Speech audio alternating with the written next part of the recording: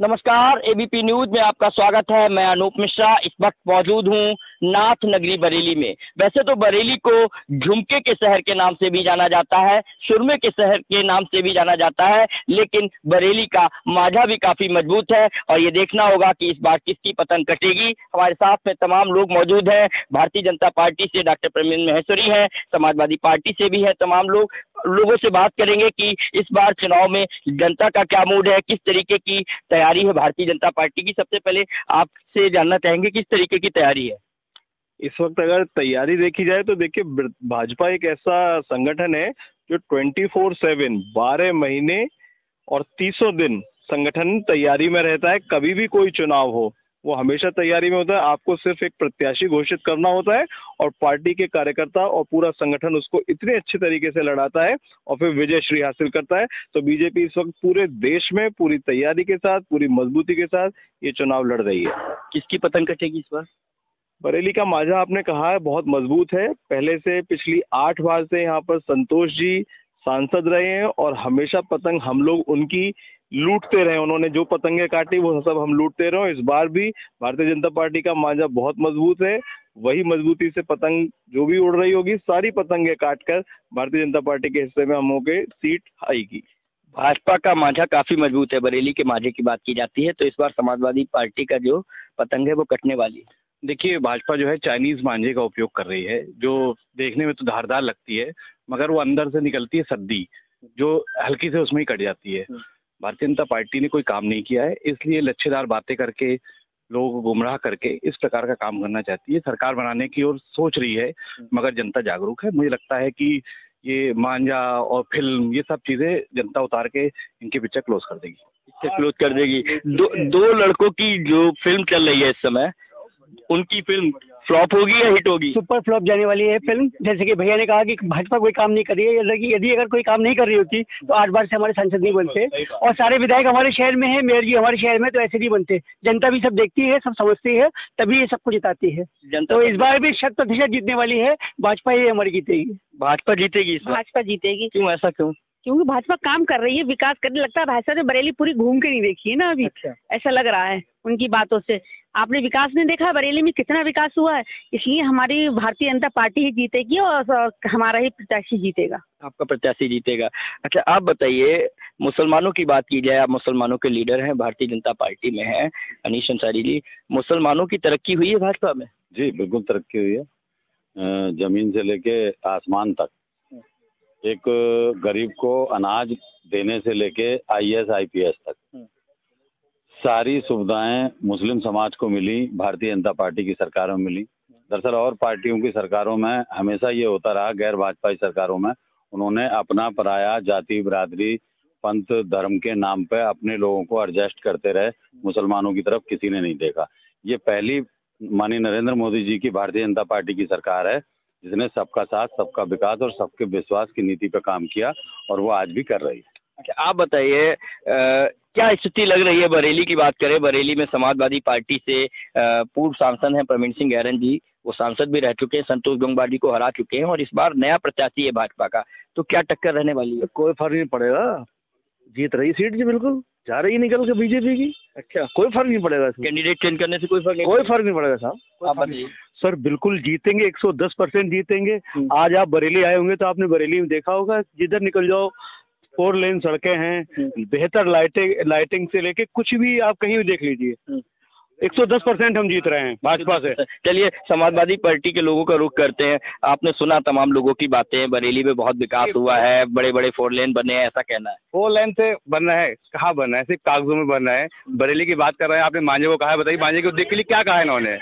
बरेली के आप बात के लिए उद्देश्य के लिए क्या करा है इन्होंने, ये बता दिए। ये तो कितने बरेली के रोजगार, मुसलमानों को, हिंदुओं को, कितने लोगों को रोजगार दिया? कितने AMU साइन करने के बाद इतना बड़ी UP सबमिट होता है और एक भी बरेली में फैक्ट्री लगाई है, बता दिए कितनी फैक्ट्री लगाई है? रोड को आप विकास कह रहे हैं, रोड दिखाइए तो। आप चलिए मेरे साथ, बैठिए गाड़ी पे, कितना रोड पड़ा है। सिर्फ झूठा विकास है, झूठी बातें, झूठे जो बातें। ये लोग कह रहे हैं 2 लड़कों की फिल्म फ्लॉप होने वाली है। फिल्म ये तो चुनाव के बाद पता चलेगा फिल्म फ्लॉप हो रही है या हिट हो रही है। 10 साल हुए हैं राज करते हुए, 60 साल से फिल्म हिट ही रही है। अच्छा। 10 सालों में कोई फिल्म बदल नहीं जाती है। अच्छा, ये फिल्म ही बनाते हैं और कुछ नहीं करते हैं। अच्छा, फिल्म बनाते हैं। हाँ, और बात ये है, जैसे डॉक्टर साहब ने ये कहा कि हम 24 घंटे और 12 महीने चुनाव की ही तैयारी करते हैं। ये बात सत्य है। भाजपा चुनाव की ही तैयारी करती है, जनता को गुमराह करती है, किसी न किसी प्रकार से गुमराह करती है ताकि हमें वोट मिले। जनता को भाजपा गुमराह करती है और कुछ नहीं करती है। नहीं भाई साहब, जैसे अभी मांझे की बात करी थी उन्होंने, मांझे हमारे गने तो कई तरीके का है। हमारे गने जैसे अभी मोंटी शुक्ला जी के गने जो है बता रहे हैं चाइना है, हमारे गने तो जो है सादा वाला भी मांझा है, पांडा भी है हमारे गने। डोर जितनी मजबूत होती है उतनी ही अच्छी पतंग कटती है। 8 बार जैसे अभी भाई साहब ने कहा 8 बार, तो लगातार हम पांडा ही लड़ा रहे थे 8 बार से, जो 8 बार से सांसद संतोष गंगवार बने। दूसरी चीज़ महिलाओं की, जो अभी जो आपने सवाल किया था, महिलाओं के बीच में तो बहुत सी अभी ऐसी बातें हुई जिन्होंने अभी रखी, मगर महिलाओं की आज बात करते हो। आपके नेताओं ने क्या बात रखी 10 साल पहले? आज सरकार 10 साल के बाद महिलाओं की बात आती है। माननीय रेप हुआ था और वहाँ पर मुरादाबाद के अंदर, तो माननीय स्वर्गीय मुलायम सिंह यादव जी ने कहा था, स्वर्गीय मुलायम सिंह यादव जी ने लड़कों से गलती हो जाती है, यानी कि ना तो अरे वो उसका निस्तारण हुआ तो था, उसका कहा तो था। ये बताइए, बरेली का जो मांझा है वो भाजपा का मांझा जो काफी फेमस है और उसने कई बार पतंग काटी है, आप लोग मतलब कभी सांसद बन ही नहीं पाया, क्या वजह रही है? देखिए, भारतीय जनता पार्टी के लोग लोकतांत्रिक व्यवस्था का इस प्रकार से मजाक बना रहे हैं, मांझा पतंग, मुझे लगता है बहुत ही शर्मनाक स्थिति है। लोकतंत्र का सबसे बड़ा पर्व है, देश का प्रधानमंत्री चुना जाना है, हर क्षेत्र में एक सांसद चुना जाना है, सांसद के माध्यम से आम जनता के दुख दर्द की आवाज। कौन बनेगा प्रधानमंत्री, ये बताइए इस बार? प्रधानमंत्री वो बनेगा जो मानवीय मूल्यों पे काम करेगा, जो अच्छाई के लिए काम करेगा, जो भाईचारे के लिए काम करेगा, जो नफरत की राजनीति को बंद करेगा। कौन कर रहा है ये काम? कौन कर रहा है ये काम? मयंक शुक्ला भी कर सकते हैं। अच्छा, तो मैं कहता हूँ, वो कहते हैं बिल्कुल बन सकता हूँ। मैं ये कहता हूँ, मेरा ये कहना है कि मुझे लगता है कि नहीं भरा वो अलग विषय है। मैं ये कहता हूँ कि मुझे लगता है पता नहीं कि भारतीय जनता पार्टी के कार्यकर्ताओं में आम जनता कि प्रधानमंत्री कौन बनेगा। मयंक शुक्ला भी प्रधानमंत्री बन सकते हैं। ये डिसाइड होना चाहिए था ना, अभी तक डिसाइड क्यों नहीं हुआ? आप भी प्रधानमंत्री बन सकते हैं, वो अलग इश्यू है। आप अभी तक डिसाइड क्यों नहीं? हमारे पास बहुत नेता है, भारतीय जनता पार्टी के पास सिर्फ गुजराती दो वो है गैंग, 2 गुजराती गैंग के लोग हैं, उन्हीं में बनना है उन्हें। और बुलडोजर की जो बात करते हैं भारतीय जनता पार्टी के लोग, ये बात समझ लीजिए, मुझे बहुत शर्म आती है जो लोग बुलडोजर बाबा और बुलडोजर करते हैं। इसी बुलडोजर ने कानपुर में 2 माँ बेटियों को जिंदा जलाने का काम किया था और उसके बाद शाम को उस क्षेत्र की जिलाधिकारी एक पार्टी में एंजॉय करती हुई दिखी और योगी आदित्यनाथ जी ने आज तक माफी नहीं मांगी। में से आपने सुना इन लोगों को, क्या कहेंगे? देखिए, ये सब बरेली के अलग अलग सेक्शंस के लोग हैं, युवा भी खड़े हैं, व्यापारी लोग भी खड़े हैं, नेता लोग भी हैं, महिलाएं भी हैं और अल्पसंख्यक मोर्चे के लोग भी हैं, सभी लोग हैं। निश्चित रूप से इस वक्त भारत पिछले 10 वर्षों में जो पूरे ग्लोब पे, पूरी दुनिया में भारत की पोजीशंस आई हैं, हम सब लोग उसको देखते समझते हैं।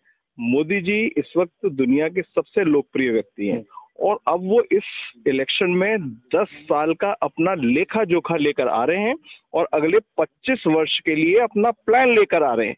ऐसा भरोसेमंद नेता, ऐसा गारंटी वाला नेता आज तक कोई नहीं हुआ है जो ये कह सकता हो कि मोदी की गारंटी का मतलब गारंटी की गारंटी होना। जो मोदी जी कहेंगे वो होके रहेगा। आज तक भारतीय जनता पार्टी के संकल्प पत्रों में जो कहा गया था, देखिए, मैं फिर वही बात आती है, मूर्खों के साथ तो लड़ा नहीं जा सकता, वो कुछ भी कहते रहे, है ना, लेकिन हाँ कि वो 15 लाख और ये सब बेहूदी बातें होती हैं, उनके कोई जवाब भी नहीं दिए जा सकते। तो समझ में कहने की बात ये आती है कि एक ऐसा नेता जो पूरे दुनिया में अपनी बात को लेकर चलता हो और जो हम कह रहे हैं हम उसे करके दिखाते हैं। पिछले 10 साल की चीजों में हमने क्या क्या किया वो मोदी ने जो कहा वो किया, लगता है बिल्कुल किया, सारे काम किए हैं। और सवाल आप सबसे करते हैं, आज मैं अल्पसंख्यक समाज से, अपने समाज से एक सवाल करना चाहता हूँ। वो सवाल ये है कि आपने सबको वोट दिया, थोक के भाव में वोट दिया, 60%, 80%, यहाँ तक के पिछली विधानसभा में तो जितना वोट मुस्लिम समाजवादी को पड़ा कभी किसी को नहीं पड़ा। आप हाथ बढ़ाइए, एक बार आप वोट कीजिए खुल के, दूसरा तभी आपकी तरफ ज्यादा हाथ बढ़ाएगा। दिल्ली में नमाजियों पे लात चलाई जा रही है, वो पुलिस प्रशासन की गलती। सड़क पे नमाज पढ़ेंगे, सड़क पे नमाज होती है, ठीक है, नहीं होती है। कल मजारे हैं, दरगाह है, मस्जिद है, सड़क पे जाना होता है या नहीं होता है? सड़क पे क्या नाम है, गणेश चतुर्थी होती है या नहीं होती है? अगर नमाज 5 मिनट की पढ़ ली गई तो उसको कोई अपराध हो गया, तो प्यार से कह भी तो जा सकता है नमाज पढ़ने के बाद।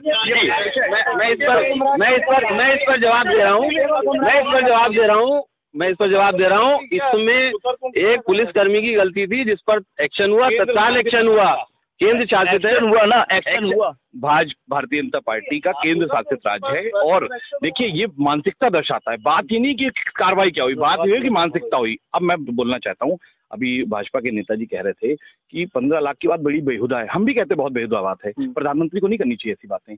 आप वो बात करिए जो कर सकते हैं। अगर कब कहा उन्होंने कहा कि एक एक आदमी के खाते में 15-15 अपने आप, मैं वर्ड टू वर्ड बता रहा हूँ, आ जाएंगे। अब सुनिए, काला धन वापस नहीं आया। अब आप मुझे एक बात का जवाब दीजिए, प्रधानमंत्री को हल्की बातें नहीं करनी चाहिए। प्रधानमंत्री देश का होता है, हमारे प्रधानमंत्री है, प्रधानमंत्री को कभी हल्की बात नहीं करनी चाहिए। प्रधानमंत्री को हल्की बात नहीं करनी बिल्कुल सही कहा उन्होंने, बिल्कुल प्रधानमंत्री जी ने कोई हल्की बात कही भी नहीं थी। ये अपनी भी सोच का फर्क है। विपक्षियों ने इसको जबरदस्ती का मुद्दा बना दिया है। प्रधानमंत्री ने कभी ऐसा नहीं कहा था कि सबको 15 लाख मिलेंगे, सिर्फ समझ का फेर है। उन्होंने सिर्फ इतना कहा था कि यदि सारे नोट वापस आ गए, बंदी हो गई, और तो सबके इतने पैसा आ जाएगा कि मिल सकते हैं, हर बंदे को मिल सकते हैं। ऐसे मिल गए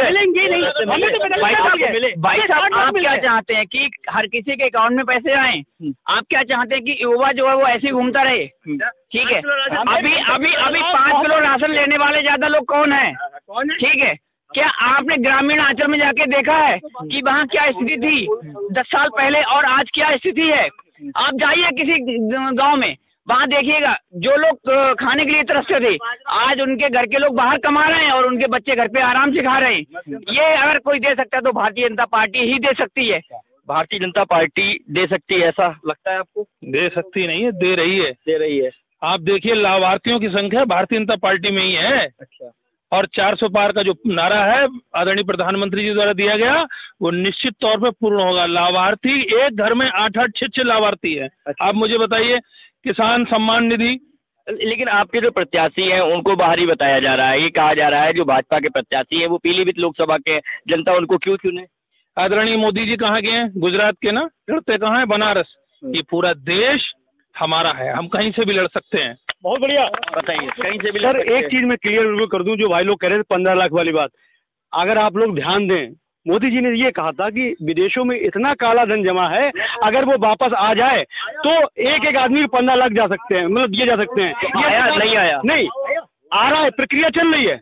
कब तक चलेगी? जब अब अभी आप हमें मौका दीजिए, आगे देखिए, मौका 2 बार मौका मिल चुका आपको। 2 बार में इतना कुछ कर दिया है जो पिछले 60 सालों में नहीं हुआ। अच्छा, जो पिछले 60 सालों में नहीं हुआ, 2 बार में इतना कर दिया गया है।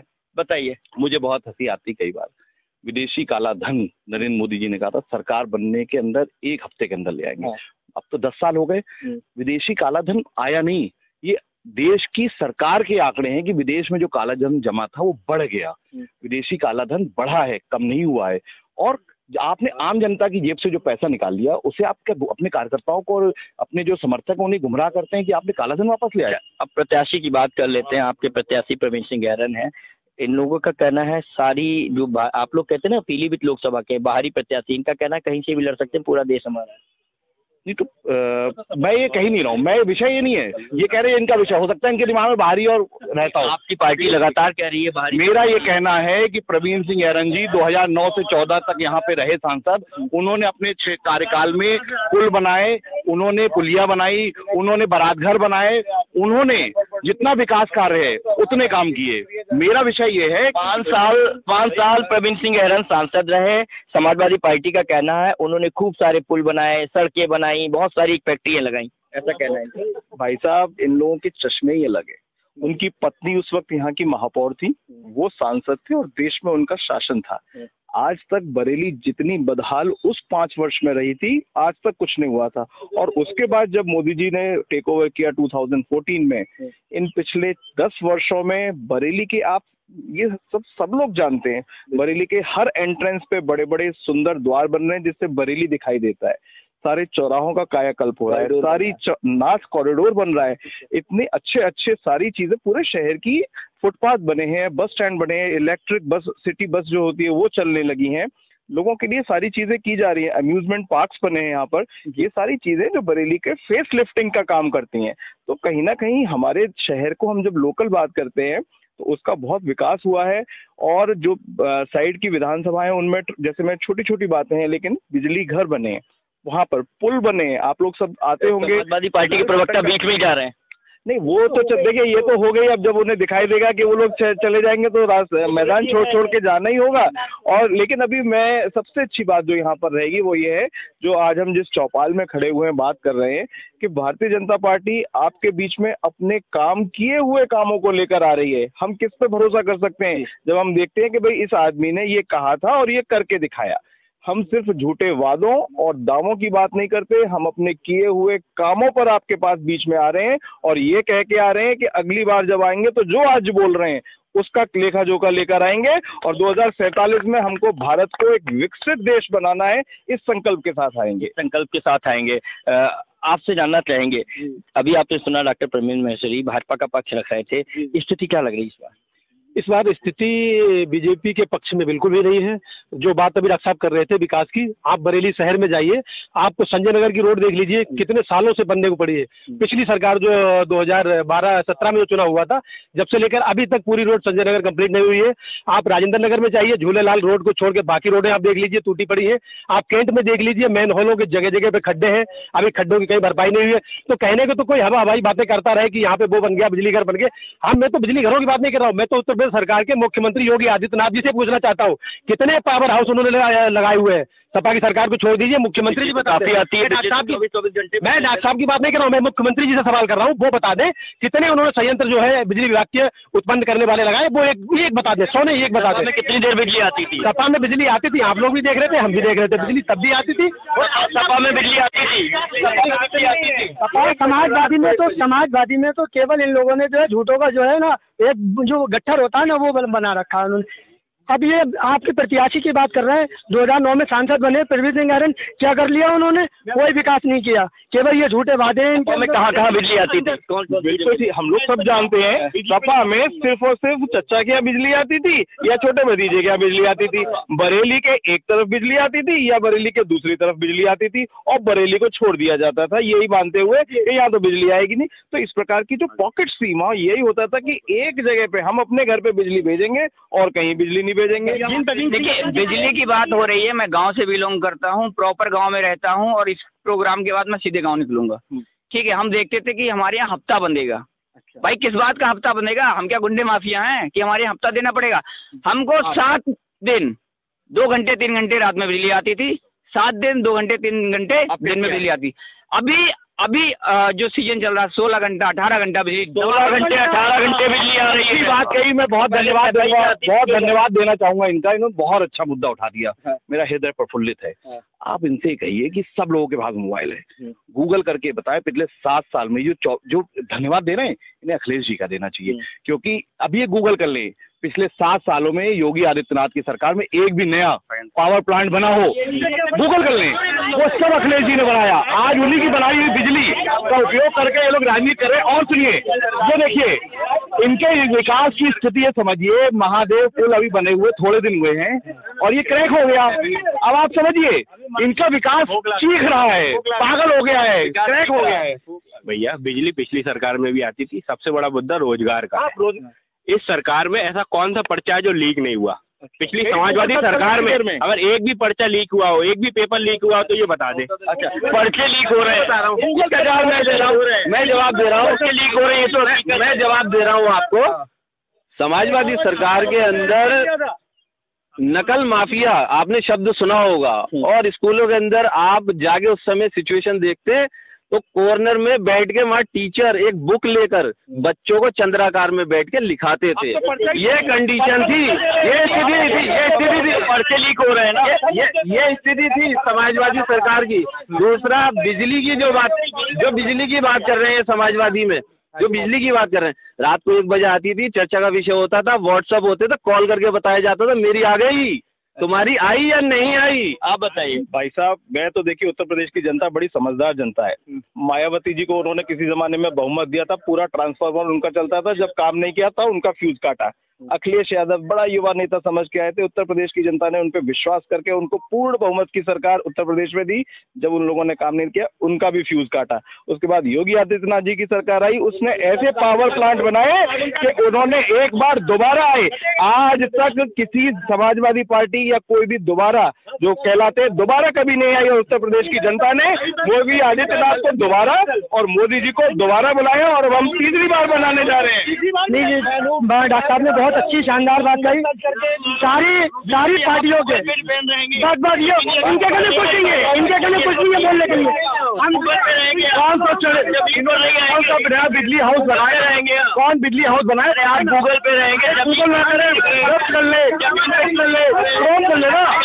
बताए 7 साल में कौन सी बिजली बनाई इन्होंने? जो इस्तेमाल हो रही है वो सब अखिलेश जी की सरकार का बना हुआ है। जो बना है जितनी बिजली आज प्रदेश में हो रही है वो सब अखिलेश जी की सरकार के यूज हो रहा है। अखिलेश ने बनाया है, नहीं बोला अखिलेश जी ने बनाया, लेकिन फिर बिजली क्यों नहीं दी? आज उनके बनाए को इस्तेमाल करके हमें बिजली मिल रही है 24 घंटे।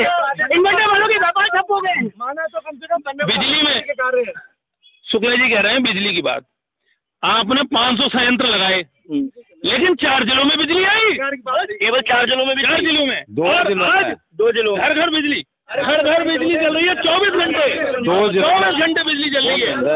भैया घर घर मोदी चल रहा है। आप मान लीजिए मात्र 2 जिलों में बिजली आई। अभी ये सपा वाले अपने मुँह पहना रहे हैं। इनसे ये पूछो, नचनिया का नाच अपने गांव में तुम देखते थे सैफई में, और वहाँ पर सैकड़ों हजारों मुसलमान मारे गए मुजफ्फरनगर के अंदर। उस समय ये लोग क्या सो रहे थे? और रही बिजली की बात, मैं बिजली की बात बड़े अच्छे ढंग से बताता हूँ आपको। इन्होंने संयंत्र लगाए, मान लिया मैंने। क्या कहेंगे आप, क्या कहेंगे बताइए। अल्पसंख्यक के बीजेपी के अल्पसंख्यक के जिलाध्यक्ष महोदय जी की भी अपने भाषा शैली सुनी कि नचनियों का नाच अपने गांव में। अगर इस तरह की बीजेपी के जिलाध्यक्ष की भाषा है तो आप अंदाजा लगा सकते हैं कि बीजेपी वाले खिसियानी बिल्ली खंबा नोचने का काम कर रहे हैं। मेरा मेरी बात सुने, मैं अधिवक्ता होने के नाते आपसे बात करूंगा क्योंकि मेरी कचहरी पे गाँव से व्यक्ति ज्यादातर आते हैं। आप बताइए कितने लोगों को रोजगार मिल रहा है? शिक्षा भी ये लोग बात कर रहे हैं, डॉक्टर साहब स्वास्थ्य में बात कर रहे हैं, दवाइयाँ कितनी महंगी हो रही है, हॉस्पिटल के बिल कितने महंगे हो रहे हैं, सरकारी अस्पतालों में इलाज गरीबों का हो रहा है कि नहीं हो रहा है, गांव में कितना विकास हो रहा है, आयुष्मान कार्ड का कहना है इनका। भाई साहब आयुष्मान कार्ड में कितना फायदा मिल रहा है? वहाँ सिर्फ दलाली चल रही है। बड़े बड़े हॉस्पिटल जिनके हैं सिर्फ 5,000 बना लिया, उसके बाद 5,000 का बिल 5 लाख आप दिया जाता है। मेरा देखें, मैं मध्यम परिवार से आता हूँ, ना मेरे पास आयुष्मान है ना मेरे पास राशन कार्ड है। अगर मैं इलाज कराने जा रहा हूँ तो महंगा इलाज है। डिस्ट्रिक्ट और 100 बेड अस्पताल जाके देखिए। सपा ने क्या किया था? सपा ने 100 बेड अस्पताल बनाया था, लेकिन उससे चालू करने के बाद कहाँ हुआ? उसी कोविड अस्पताल बनाया गया। ठीक है, मैं भ्रष्टाचार पे कहूँगा। भ्रष्टाचार बहुत है और चरम पे है, खुलेआम है, खुलेआम है। कोई रुकावट नहीं है, कोई कंट्रोल नहीं है, कहीं नहीं सुनी जाती है। बिना भ्रष्टाचार के बिना कोई काम नहीं करा सकते। आपने सुना भ्रष्टाचार बहुत है, भ्रष्टाचार की बात हो रही है। भ्रष्टाचार की बात और करूँ, अभी यहाँ पर बिजली की बात शुरुआत हो गई है। मोदी जी ने संकल्प पत्र में प्रत्येक भारत के हर घर में सौर ऊर्जा से 300 रुपए की यूनिट, 300 यूनिट फ्री बिजली की व्यवस्था बना रहे हैं। कितना अच्छा प्रधानमंत्री है जो जानता है कि सिर्फ हम तारों पे और बिजली घर पे और बिजली पावर जनरेशन पे कैसे काम करें कि सूरज की जो बिजली आ रही है हर घर पे प्लांट लगेगा, हर घर को बिजली मिलेगी, हर घर को बिजली मिलेगी, सोलर प्लांट लगेगा, हर घर में नहीं मिलेगा। देखिए, दुर्भाग्य की बात है कि ये वही लकीर पीटे जा रहे हैं। मैंने कहा कि बिजली जितनी भी उत्तर प्रदेश में है वो एक प्रोसीजर होता है। विकास कभी एक दिन में नहीं होता, कोई सड़क एक दिन में नहीं बनती है, एक्सप्रेस वे बनता है 1-2 साल लगते हैं। बिजली आ रही है, जब बिजली सुन लीजिए, बिजली अखिलेश जी के माध्यम से जो बनी है कोई ले रहे हैं, कोई बात नहीं। अब इनका क्या है, इनकी संस्कृति, इनका कल्चर बहुत खराब हो चुका है, बहुत खराब स्थिति है। और मुझे ऐसा लगता है कि भारतीय जनता पार्टी के लोगों को पढ़ के आना चाहिए, थोड़े संस्कार के साथ। कानून व्यवस्था बताइए कैसी है? कानून व्यवस्था, केंद्र सरकार की रिपोर्ट ये कहती है कि उत्तर प्रदेश में दलित उत्पीड़न में नंबर 1, महिला उत्पीड़न में उत्तर प्रदेश की सरकार है। योगी आदित्यनाथ की सरकार में होता था 2017 से पहले दलित उत्पीड़न, अल्पसंख्यक उत्पीड़न, भू माफिया, गुंडे, बदमाश, ये सब कुछ होता था ये 2017 से पहले। और भाई साहब ने समाजवादी पार्टी के प्रवक्ता ने भाई साहब ने दंगा हुआ दिखाते अपनी सरकार में दंगे कराने वाले सरकार में आ गए, दंगे कराने वाले सरकार में आ जाते, दंगे कराने वाले सरकार में आप सोचिए, इस वक्त सिर्फ माननीय योगी जी ने ऐसा पेच कसा है कि जितने दंगे वाले थे जो बड़ा शोर मचाते थे कि ये कर देंगे और सड़कों पे खून बहा देंगे, आज जमानत लेने के लिए भागे भागे फिर रहे हैं, दिखाई नहीं दे रहे कहीं पर। और सारे दंगे करने वाले या तो जेल के अंदर खुद पहुंच गए हैं या फिर उत्तर प्रदेश छोड़कर जा चुके हैं। या तो बाबा का कहर इतना तगड़ा है कि या तो प्रदेश छोड़ दो या ये देश छोड़ दो, प्रदेश छोड़ दो या भाजपा में शामिल हो जाए, आप बिल्कुल क्लीन हो जाएंगे। इनका वो घाट है, सारी गंदगी समेट लेते हैं और पार्टी के जो भी गुंडा माफिया बदमाश वो होता है उसे खट से अपने अंदर लेते हैं। और सुनिए बड़ी बात क्या है, बड़ी बात क्या है, इन्होंने पनपाए, इन्होंने पाले, इन्होंने पोषित किया। और सुनिए, मुझे लगता है सामान्य ज्ञान बहुत कमजोर है, सारे गुंडे माफिया सब इनके हैं। और सुनिए, योगी जी क्या करते हैं, उनके जो माफिया बनाने का तरीका है, एक मिनट रुला ना, जब एक बात समझिए आप, जब आपने क्या किया, आपने माफिया और गुंडों की एक लिस्ट बनाई और उन्होंने कहा हम सबको शामिल कर लेंगे, उसके बाद सबको पवित्र कर देंगे। हाँ मुझे पता है ना, मुझे पता है लिस्ट है। देखो, अपना मुंह उजला नहीं, दूसरे पे कालोच लगाओ। इन सपा वालों का वो थोड़ा सा हिल गया है, ये ऊपर वाला माला जो है थोड़ा हिल गया है, क्योंकि इनके पास अपना कहने को कुछ नहीं है। ये अभी जो बरेली की बात कर रहे हैं ना, बरेली के विकास की, बरेली शहर की बात कर रहे हैं ना हम लोग, बरेली के रहने वाले। बरेली में जो प्रत्याशी है, बरेली में प्रत्याशी है, वो भी ये दूसरे का चुरा के लाए हैं, इनके पास था ही नहीं। आज तक जब से मैंने होश संभाला है, समाजवादी पार्टी का कोई भी सांसद मैंने यहाँ से जीतता हुआ ही नहीं देखा। तो ये बेचारे रोए ना तो क्या नाम है आपका? मुस्कान, भाजपा की सरकार में खुश हैं आप? जी बहुत खुश हैं, बहुत सुरक्षित हैं। और मोदी जी ने गरीबों की बहुत सहायता की है। देखा जाए, आप देखिए, गरीबों के लिए 5 लाख का आयुष्मान कार्ड दिया है, कितनी सहायता मिली है इससे गरीबों को। अच्छा, समाजवादी पार्टी का नारा है खाली प्लाट हमारा है, वो नहीं हो पा रहा है तो बहुत ज्यादा परेशानी है। क्या कहेंगे भैया? आयुष्मान की बात कर रहे थे भैया अभी। हमारे यहाँ 60% लोग आते हैं आयुष्मान देके, और इन्हीं के लोग आते हैं। अच्छा, मतलब इसी आए 60% लोग आते हैं, नॉमिनल लोग आते हैं हमारे यहाँ, और उनका इलाज होता है, हम लोग करते हैं इलाज। ये बताइए, आप लोग हाथ खड़े करिएगा, कानून व्यवस्था अच्छी है? कानून व्यवस्था अच्छी है? कानून व्यवस्था अच्छी है? विकास हुआ है?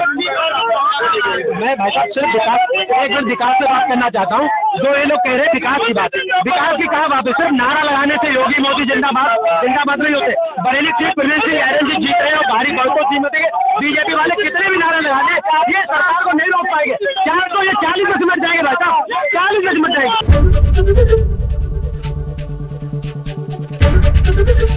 एबीपी गंगा, खबर आपकी, जुबान आपकी।